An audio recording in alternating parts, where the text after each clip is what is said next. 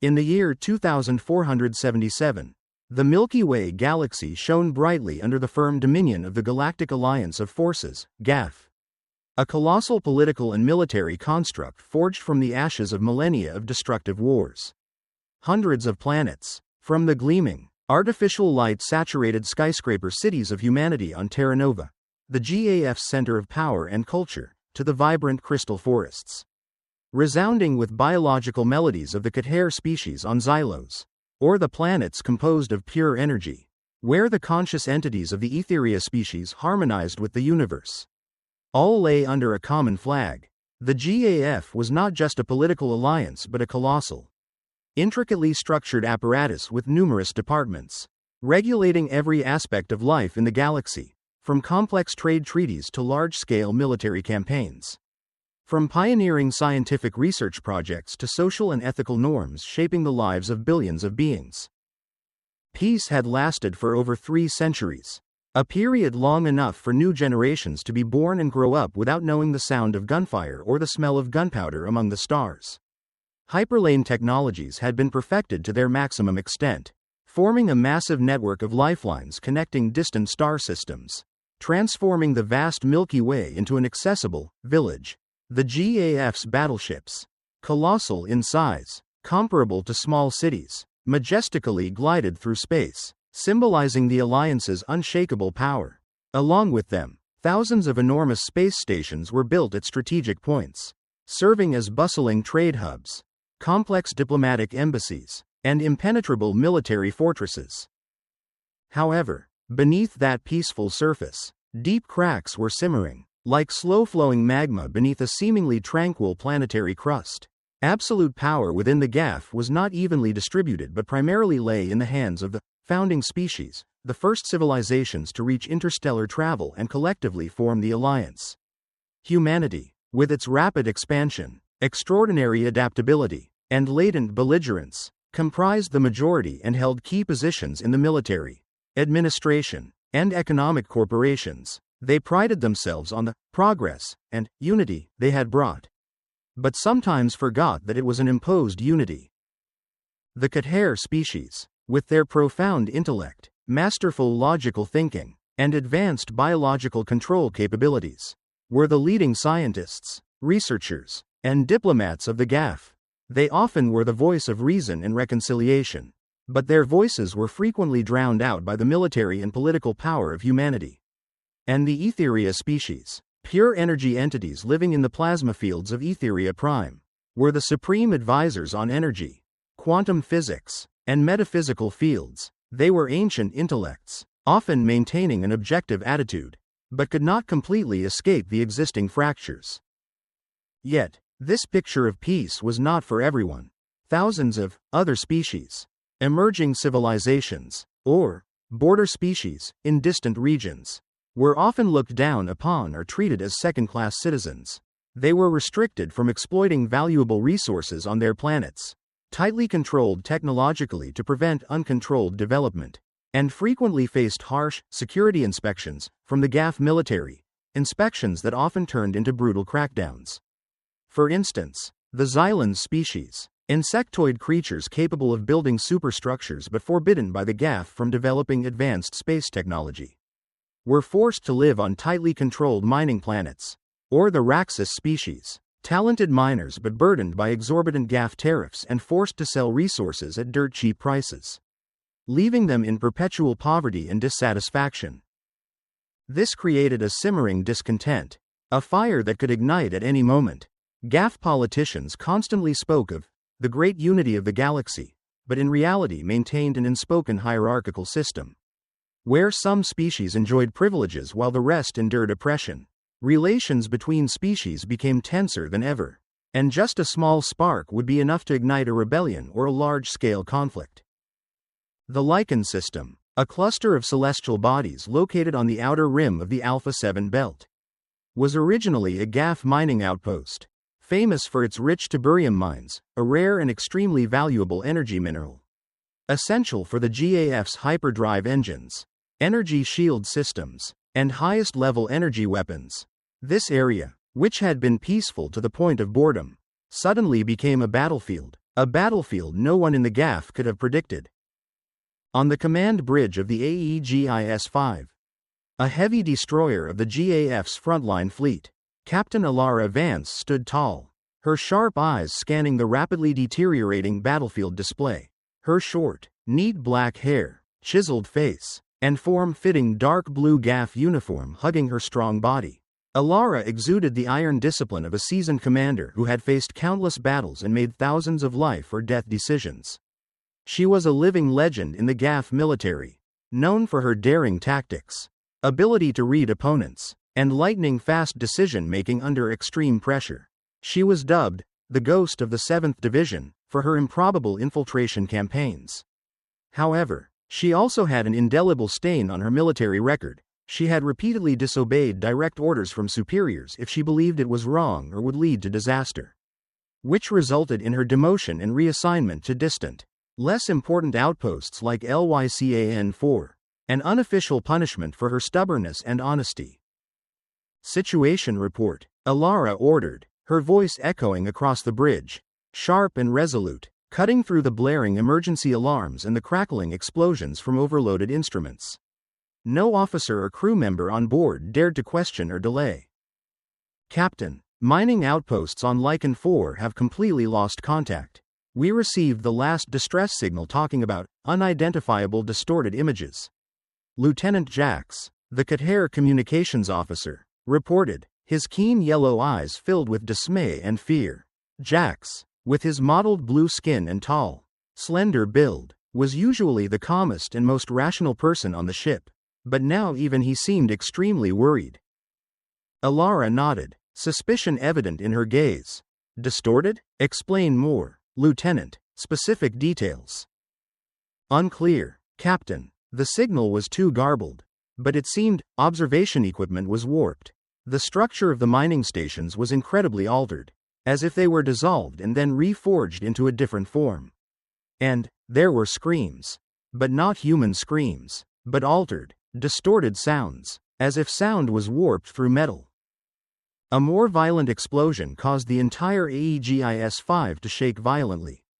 Small fragments of the hull beginning to fall from the ceiling. Rear shields are down 15%. Structural instability on Deck 3. The Aetherian engineering officer, Lyra, exclaimed, her normally smooth electronic voice now hurried and sharp. Her body, just a flickering blue-violet mass of energy, was fluctuating wildly, reflecting her tension. They're breaking through. There are strange objects moving at extremely high speeds, unable to identify their shape or energy signature. They don't resemble anything in the GAF database. Elara gritted her teeth. She had faced many aggressive species in the universe, from brutal Raxus pirates to bloodthirsty Grakaner warriors, who could tear apart a battleship with their claws. But this was something entirely different. The first reports of strange attacks had begun to emerge weeks ago in border regions. Transport ships suddenly vanished without a trace. Small bases were inexplicably devastated without signs of a large fleet or familiar military tactics. Only chaos, deformed debris, and distorted images of shape-shifting objects. The GAF had tried to suppress the information, but Elara, with her experience, knew something horrific was happening. Activate maximum passive defenses. Adjust protective energy fields to counteract absorption. Expand optical field and rescan target area with multi-frequency gamma waves. Elara ordered, her voice resolute. We need to see what the hell is attacking us. We need a clear image. The main screen on the bridge immediately changed. A detailed holographic image of the Lycan-4 area appeared. It was a dense asteroid belt, where thousands of automated mining stations and robotic drilling rigs were tirelessly operating, extracting tiberium from celestial bodies. But now, many rigs were completely destroyed, molten metal fragments drifting aimlessly in cold space. And then, they appeared. Not warships in the conventional sense. Not organic creatures. They were loose, liquid metal masses, continuously shifting shape at lightning speed, as if they were made of living mercury. One moment they could be a smooth sphere, reflecting light from the stars. The next they would transform into a sharp drill bit, then immediately change into a multi-legged creature with countless razor-sharp blades. lunging at another drilling rig. They could mimic any shape, from metal fragments, rock formations, to even parts of the destroyed mining stations themselves. When Morphos, the name GAF scientists had given them in panic, collided with a drilling rig, it didn't just explode but absorbed matter, turning the rig into a part of itself. And from there, spawning other shape-shifting entities, growing larger and more terrifying. What is this? Jax muttered, his face pale, almost as green as his scales. We've never seen anything like this. They call them Morphos, Elara said, her voice deeper, mixed with a hidden surprise. No one has ever seen anything like them. They don't obey any physical laws or military tactics we know. They are a living nightmare. A larger Morphos flow, shaped like a colossal snake made of countless liquid metal masses, hundreds of meters long, hurtled directly at the Aegis 5 at terrifying speed. The alarm blared like a death knell. Front shields are about to collapse. Their power is too great. Lyra cried out, her energy stream flickering wildly. They're trying to absorb us. They want to turn the Aegis 5 into part of them. Fire. Fire everything we have. Full firepower. Without cease. Elara roared, her voice echoing across the bridge. The laser turrets on the Aegis 5 fired wildly. Brilliant energy beams tearing through space, creating blinding streaks of light in the cosmic darkness. Some Morphos were torn apart, dissolving into thousands of liquid metal particles. But those fragments recombined in an instant, or were absorbed by other Morphos, making them larger and more terrifying. In one horrifying moment, a Morphos shaped like a GAF combat robot, with details perfectly mimicked from one of their most elite mechanized units, appeared right on the bridge, piercing the weakened auxiliary shield. It wasn't a normal robot, it was an almost perfect replica, with glowing red eyes like embers and an energy blade mimicked from GAF weaponry. Captain, danger, Jax shouted, drawing his energy pistol and firing. Elara did not flinch, despite being caught off guard. She reacted in a flash. She drew the energy pistol holstered at her hip, aimed directly at the energy core of the robot warrior, and fired. The energy beam sliced through the air, piercing its chest. It collapsed, but instead of molten metal or an explosion, its body dissolved into a mass of liquid metal, then reformed into a small sphere and rolled away, preparing to absorb another fragment from the deck. They don't die. Elara gritted her teeth, her face filled with indignation. They just change. They are a completely different life form. The battle at Lycan 4 was a massacre. Although the Aegis 5 fought with unimaginable bravery against an incomprehensible and seemingly indestructible enemy, defeat was inevitable. Dozens of other battleships in the fleet were completely absorbed by the Morphos, becoming colossal mobile liquid metal masses. Elara realized that this was not a conventional war she had known. This was a transforming nightmare, a threat from the very nature of matter. All crew, retreat. Find a way to escape their absorption field and get out of Lycan 4. At all costs, Elara ordered, her voice reluctant and pained. She knew abandoning the mining stations was a huge defeat, but continuing to fight was only pointless suicide. The goal now was to survive and bring information about this new threat back to the GAF. Far away on Aetheria Prime, a world without solid matter, but only brilliant plasma energy streams and colossal conscious crystals floating in space, where Aetheria individuals harmonized with the universe. Professor Zephyr was immersed in a labyrinth of energy waves and ancient data. Information streams that only her species could perceive and decipher. Zephyr was an Aetheria being, her body merely a shimmering blue-violet mass of energy, without a clear fixed shape, only continuously flowing contours, reflecting the flow of thought. She was one of the greatest intellects of the Aetheria species, having spent centuries researching primal energy in ancient civilizations that had vanished millions of years ago. Her passion was to uncover the ultimate mysteries of cosmic formation. Zephyr's laboratory was an amorphous space, where energy sensors floated in the air, collecting and analyzing vibrational fields from across the galaxy. Unlike organic or semi-organic species, Aetheria did not need language or physical screens. They communicated and processed information through energy fields and direct conscious vibrations. creating a vast and complex network of knowledge. New data on Lycan 4 has been transmitted. Professor. A smooth, ethereal electronic voice echoed in the laboratory. It was a sentinel spark, a low-level AI directly connected to Zephyr's energetic neural network. GAF reports still indicate inexplicable Morphos attacks. An incomprehensible physical threat. Their physical analysis methods are ineffective in determining their nature. Zephyr, with the energy streams on her body continuously flickering as if in intense thought, transmitted her concept. We need to look deeper. Spark, not with material eyes or ordinary energy scanners, but with the eyes of consciousness, by perceiving the most primal vibrations. The chaotic energy from the attacked regions in Lycan 4. It doesn't resemble any energy reaction we've ever recorded from other species or astronomical phenomena. It carries an ancient imprint, an unnatural distortion. For weeks, Zephyr had felt an anomaly, while the GAF focused on dealing with physical attacks and seeking a destructible weakness. She felt a strange, energy echo, hidden deep within the interfering frequencies from Lycan 4. That echo was not just noise, but a vague form of energy memory, reminding her of the energy fields of ancient ruins and vanished civilizations she had spent her life studying. It was a cold, yet fascinating sensation. She directed her entire conscious energy into an ancient resonator, a colossal and complex crystal structure that the Aetherian had recovered from a desolate, forgotten planet millennia ago, a planet that had once been the center of a mysteriously vanished civilization. This device was believed to be capable of collecting and deciphering forgotten energy frequencies from the dawn of the universe. Voices, from the time when matter and consciousness first began to form. As Zephyr connected with the resonator, a massive and overwhelming flood of information suddenly poured into her consciousness. It wasn't conventional data or images, but primal sensations, spatial memories, invisible sounds of time, images of the formation of galaxies.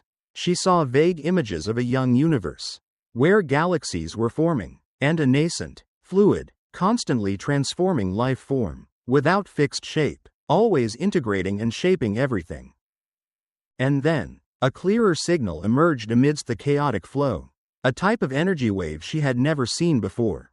It was a complex sequence of frequencies, intentionally repeating, not a linguistic message but a form of source sound, a unique energy imprint. An energy DNA of a cosmic entity. Spark, analyze this frequency pattern, urgently, Zephyr transmitted, her energy stream fluctuating wildly, reflecting her astonishment and urgency. Compare it with all records of primal energy and ancient life forms in our archives. Search for any similarities, no matter how small. The Sentinel Spark immediately complied. Thousands of algorithms ran simultaneously, scanning through millions of terabytes of ancient and modern data. And then, a result appeared on Zephyr's energy display field, causing her to almost freeze energetically. Frequency pattern matches an energy form recorded in the primal Genesis, the most ancient record of the Milky Way's formation.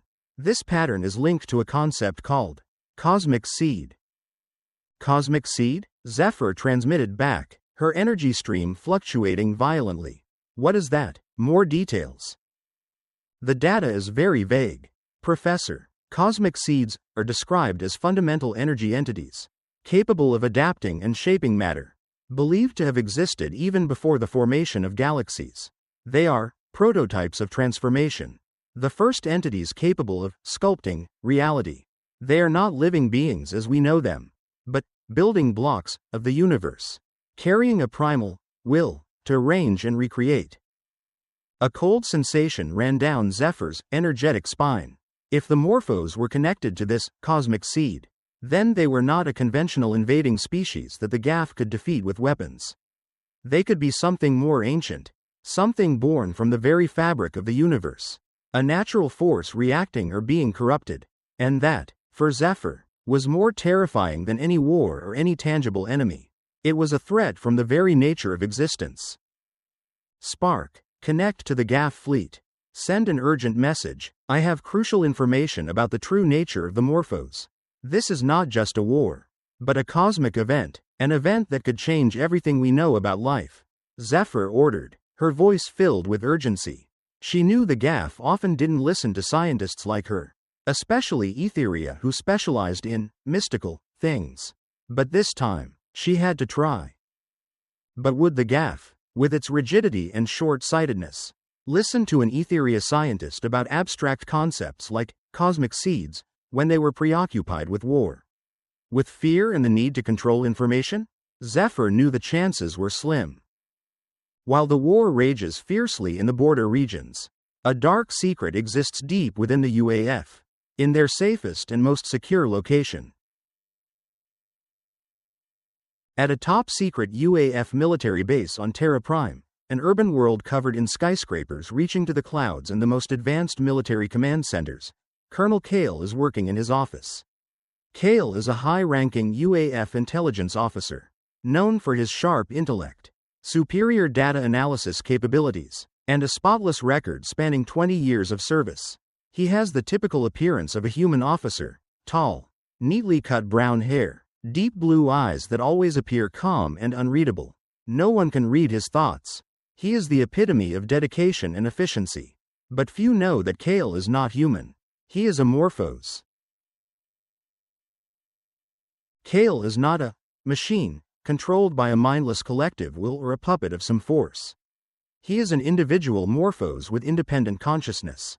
And unlike most of his species currently waging a destructive war, Kael believes in peace. He was sent decades ago by a Morphos faction, a small group of more evolved Morphos individuals who believe that the original mission of the cosmic seed was not to recreate through destruction or assimilation, but by promoting the evolution and diversity of life in the galaxy.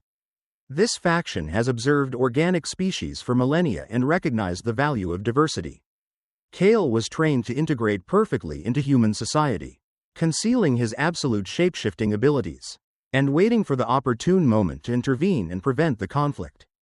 He has lived a human life, learning to love, hate, and understand the complex emotions his species seem to have overlooked.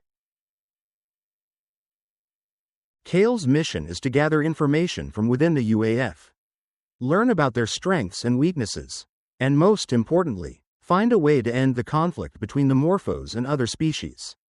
But that is becoming increasingly difficult as the war escalates and his own kind become more radical.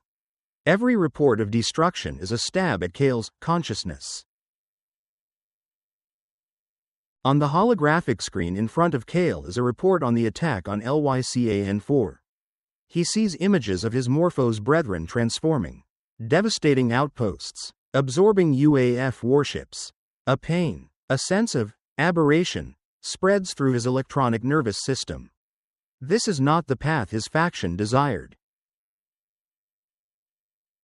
Latest report from High Command.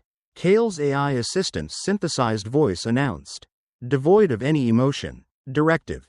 Enhance internal security measures. Detect and eliminate all signs of Morphos infiltration at all levels of the UAF. Ghost Hunt protocol activated galaxy-wide. Kael frowned, an invisible tension spreading through him. He knew what that protocol was, a brutal internal hunt program, using advanced biological scanning technology and psychological analysis to detect anyone with abnormal signs. Potentially a shape-shifting Morphos or those with dissenting ideologies. This was a dangerous purge campaign, and it would put him in extreme danger. Just a small mistake, an ill-timed emotional display, could expose him. Suddenly, an encrypted data stream was sent to Kael's personal computer, bypassing all UAF security layers. It was from a secret Morphos source, another, moderate, Morphos individual hiding deep within the galactic network. The encrypted message appeared on the screen, quickly disappearing after display. The Master has ordered. The Total Rebirth plan is accelerating.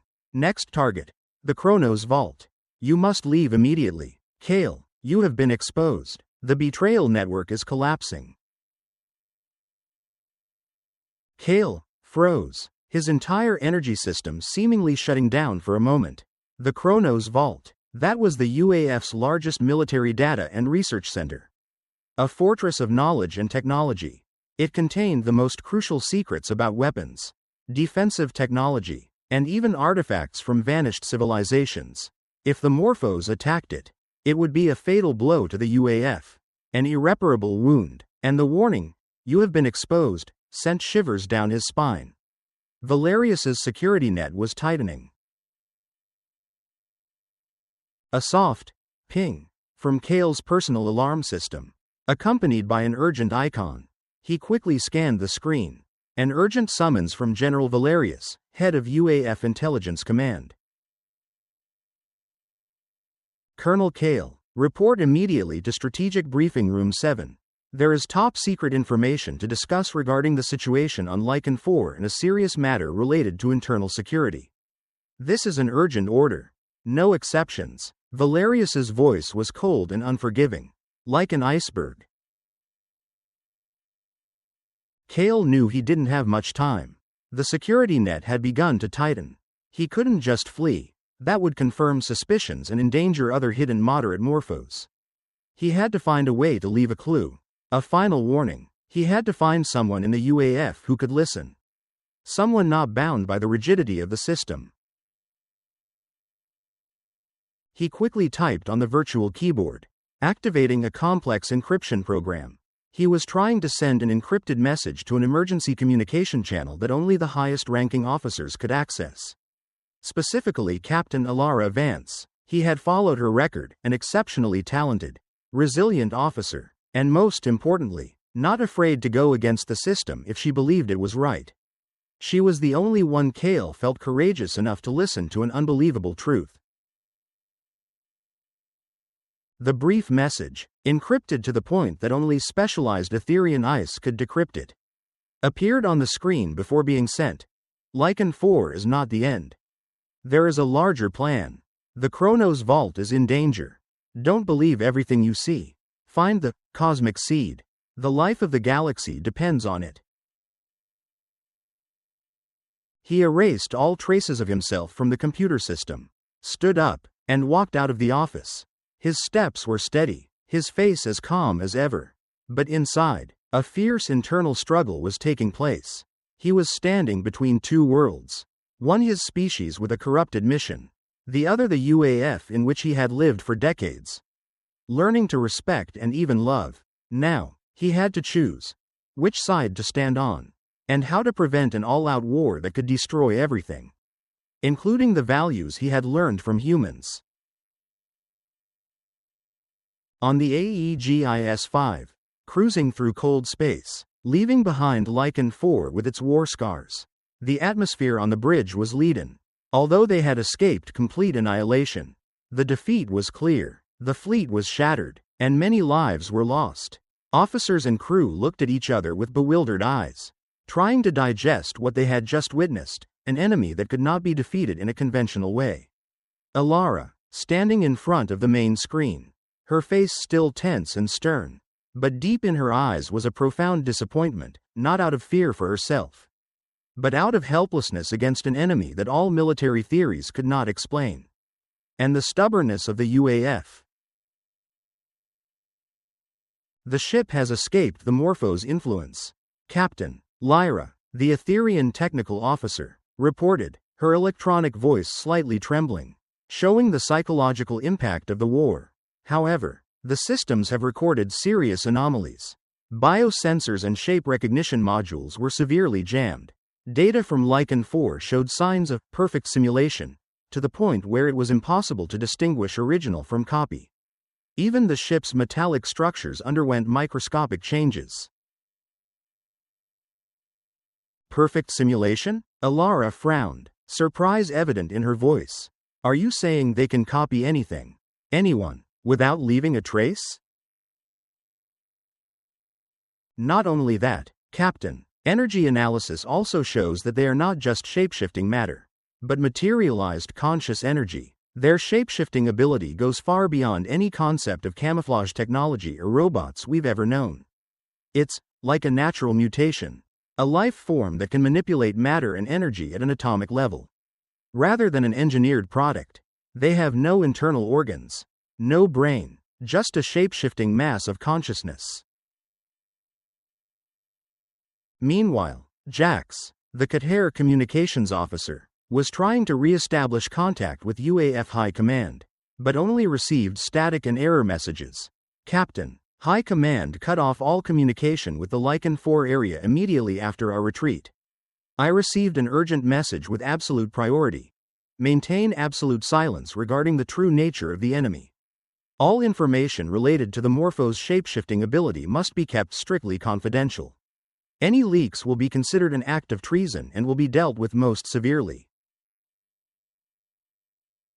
Elara gritted her teeth, a spark of anger flaring in her eyes. Strictly confidential? After we were almost completely destroyed by an enemy we don't understand?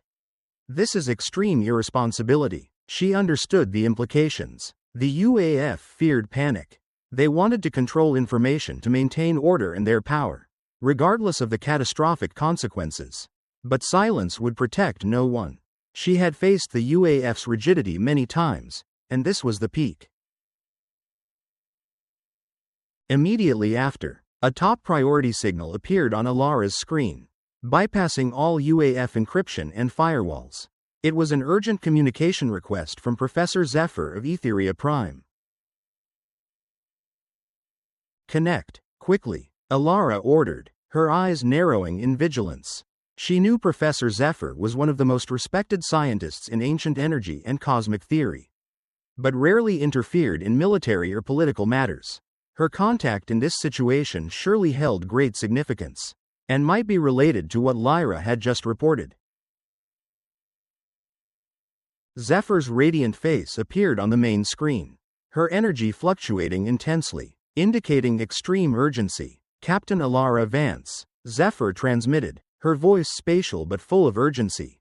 I apologize for disturbing you during this difficult time, but what you witnessed on Lycan 4, it's not just a conventional military attack, it's a cosmic event. I know that, Professor, Elara replied, her voice tinged with fatigue and exhaustion. But I don't understand why the UAF wants to hide the true nature of the enemy. Why they want us to be silent. Do you have an answer? Does it relate to your research? Zephyr hesitated for a moment, her energy flickering complexly. I believe so, Captain. I have analyzed energy samples from the affected area. Deep vibrations that UAF equipment cannot detect. These patterns are similar to a form of energy wave recorded in our progenitor legacy. The oldest ancient record of the Milky Way's formation, written by the universe's first intelligences. They are related to a concept called cosmic seed. Cosmic seed? Elara frowned, a vague sense of a strange connection beginning to form in her mind. What is it? A creature? A technology? According to ancient records, cosmic seeds are primordial energy entities, capable of transforming and shaping matter, believed to have existed before galaxies took complete form. They are the prototypes of transformation, the building blocks of the universe, carrying a primal will to arrange and recreate, and what we are calling Morphos seems to be a manifestation of them. Perhaps a corrupted or deviated manifestation from their original purpose. Are you saying they are not enemies as we know them, but a primordial form of life in the universe? A force of nature? Elara asked, her voice tinged with deep skepticism. This went beyond all her understanding.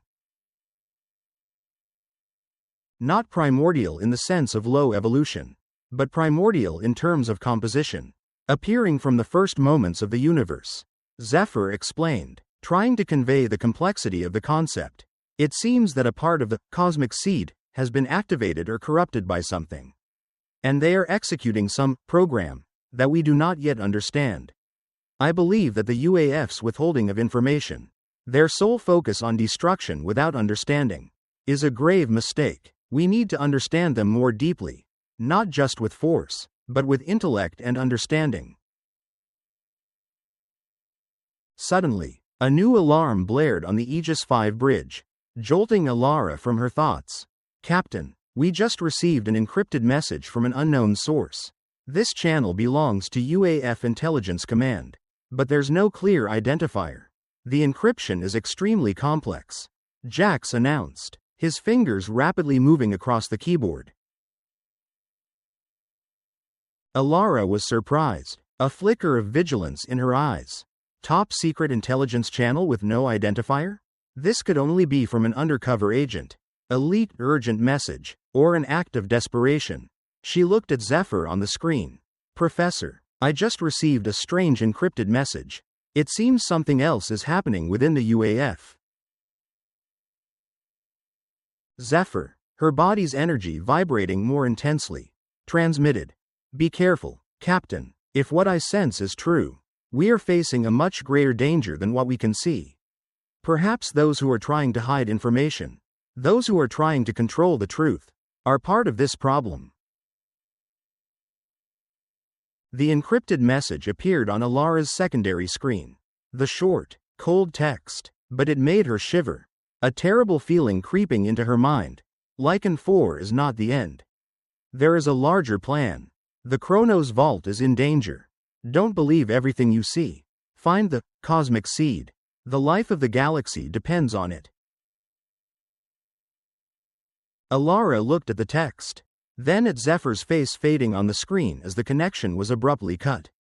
The Chronos Vault, she whispered, the name haunting her. It was the UAF's largest military research and data center. A fortress of knowledge that the UAF believed to be impregnable. If it were attacked, the consequences would be catastrophic. The UAF would lose its trove of secrets and technology. And the message warning her not to believe what she saw, that implied a betrayal from within. A danger even greater than the Morphos. Jax, reconnect to Aetheria Prime immediately. At all costs. And Lyra, analyze the origin of that encrypted message. Find out who sent it.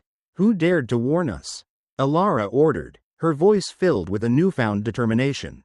A fire igniting in her eyes. We will not be silent. We will not let the UAF blindly destroy itself. We will act. On the planet Terra Prime, the artificial light of skyscrapers reaching to the clouds illuminated the eternal night. In government and military offices, a wave of panic and suspicion spread after the Morphos attacks. The ghost hunt protocol had been activated, turning every corner of the UAF into an internal battlefield where trust had evaporated. Intelligence agents, with advanced bioscanners and psychological analysis equipment, scoured everywhere, looking for the slightest signs of alteration, any abnormal behavior. In Strategic Briefing Room 7 of UAF Intelligence Command, the atmosphere was tense. A mere whisper could ignite suspicion. General Valerius, a man with a stern face and razor-sharp eyes, sat at the center, his expression filled with anger and determination. Valerius was a powerful and ruthless figure, always prioritizing the UAF's safety and power at any cost, including truth or innocent lives. He did not believe in cooperation or peace with any species that threatened the UAF's current order.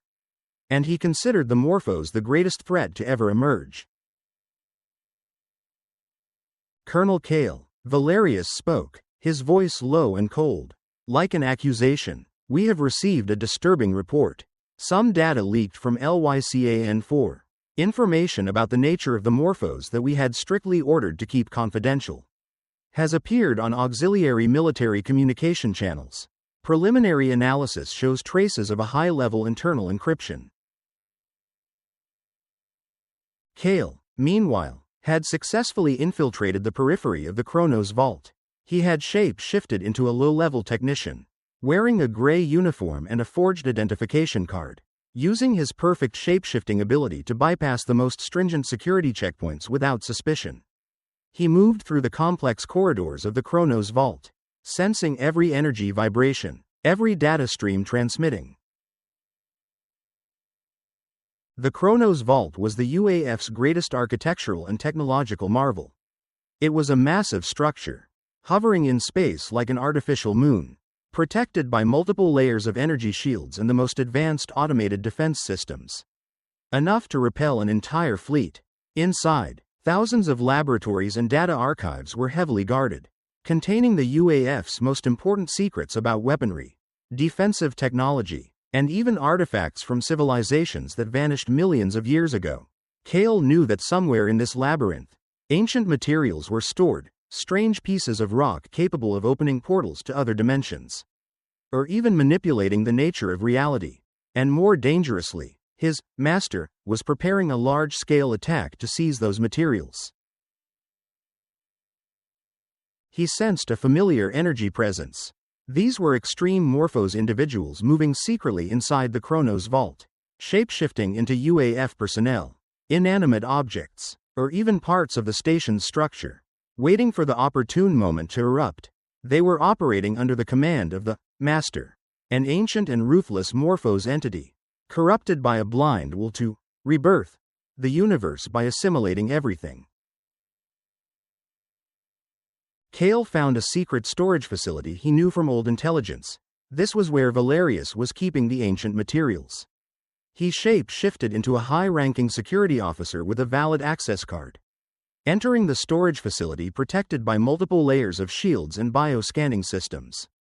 Inside, he saw anti-gravity containers floating in the air, filled with jet-black rock fragments, sparkling with tiny purple crystals, emitting an ancient energy. These were the progenitor memory disks, relics carrying the knowledge of an ancient race that created the universe.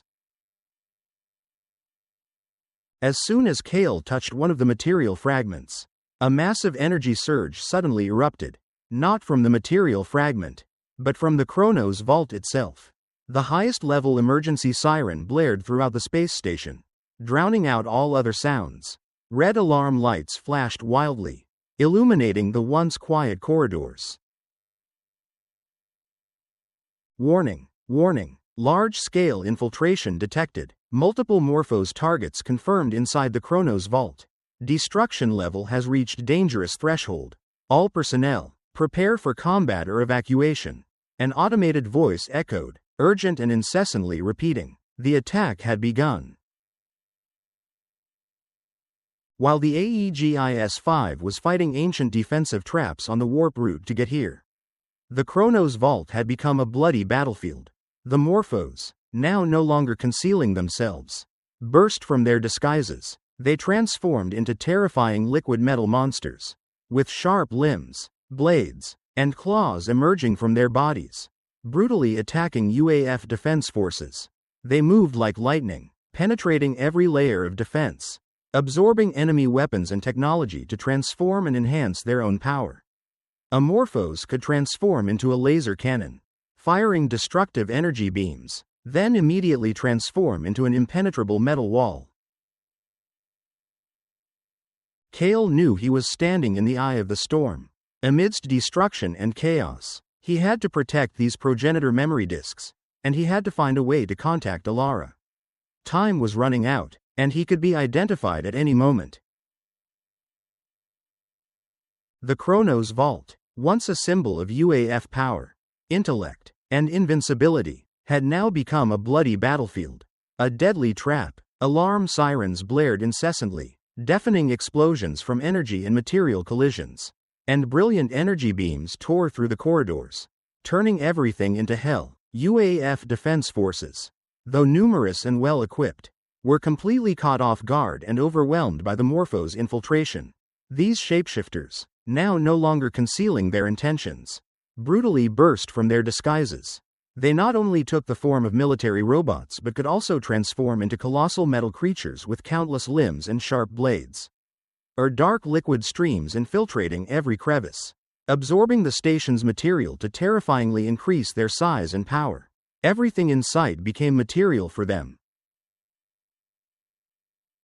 In the ancient materials storage, Kael was desperately fighting to disable security systems and prevent extreme Morphos from gaining access.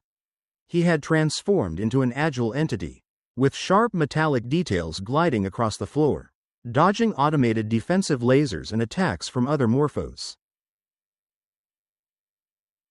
Damn it, Kael muttered to himself, his entire body shaking with tension, as a giant Morphos, shaped like an 8-legged mechanical spider with razor-sharp pincers, burst into the storage, tearing through the thick steel door as if it were paper. This was one of the most extreme Morphos, directly controlled by the Master's brutal will. You are the traitor. Defective seed. An electronic growl from the giant Morphos echoed throughout the room, reverberating through the metal walls, carrying anger and disgust. You have betrayed our mission. You have chosen to rot with these weak organic beings. You do not deserve to be reborn. You are merely a defective product. Kael did not answer. He knew argument was useless. He had to protect the progenitor memory disks. He transformed into a small metal sphere, rolling quickly among the storage racks, trying to attract the giant Morphos' attention and distract it from the valuable artifacts. He's trying to access the ancient materials. Don't let him touch them. A smaller Morphos, shaped like a recently transformed UAF agent, screamed, sharp metallic details protruding from its body, shimmering blue veins under the red lights. Kael realized he couldn't protect all the memory disks. He needed to send a message, a final warning, before it was too late. He transformed back into his human form, concentrating all his energy on the communication device hidden in his wrist. He had adjusted the frequency so that it could be picked up by Aetherian devices, hoping that Elara had reached Etheria Prime and activated the connection device Professor Zephyr had provided. That was the only chance.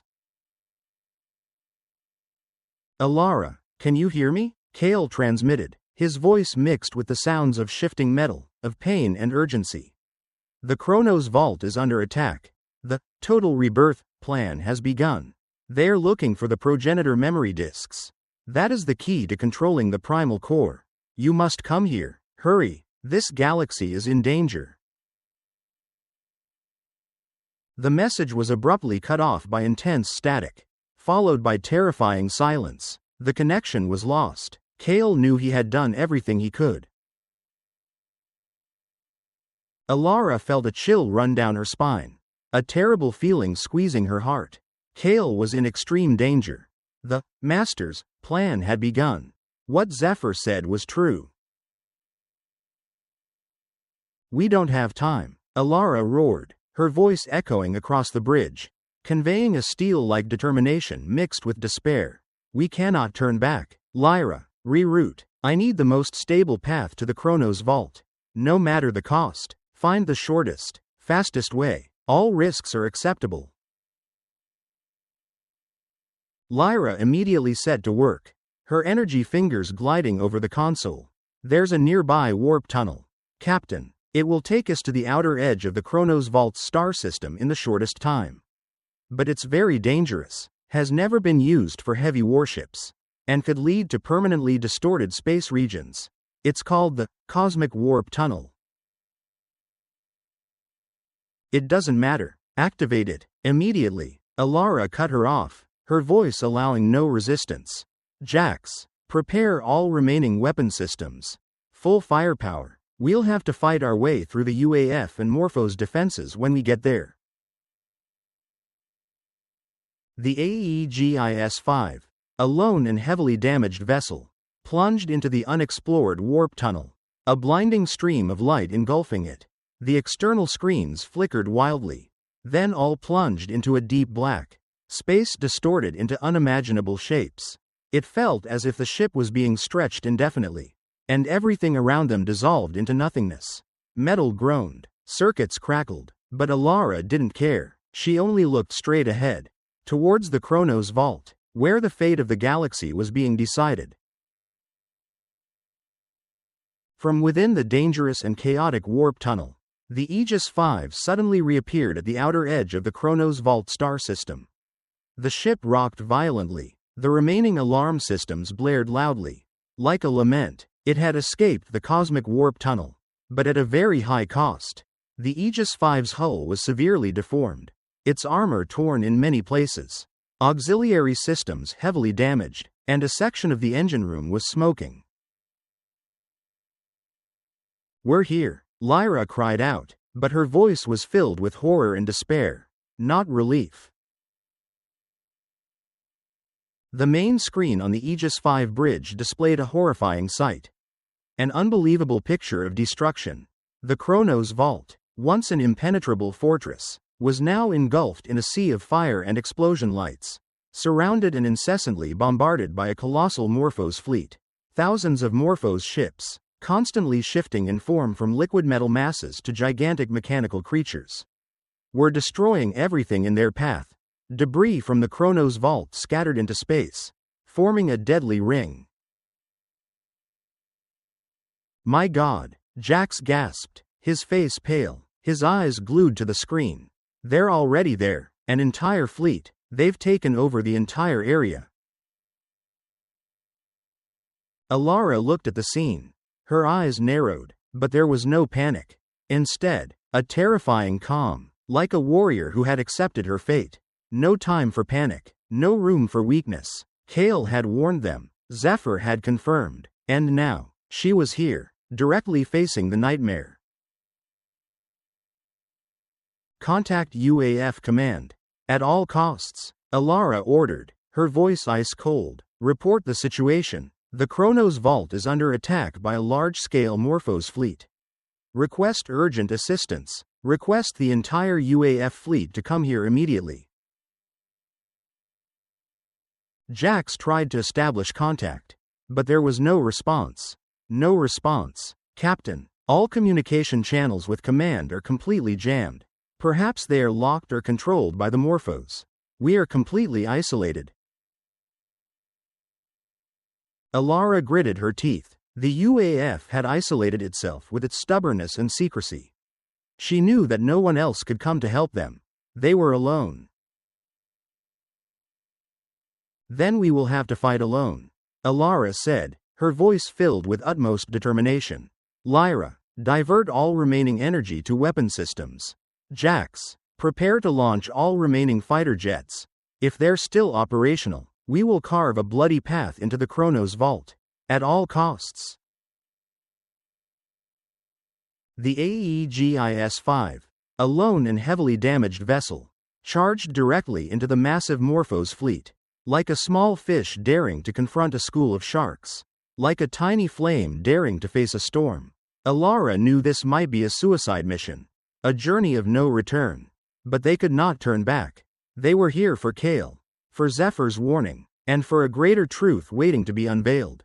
She believed there was a chance, however small, to change the galaxy's fate. The real war, the war that would decide the fate of the entire Milky Way, had just begun.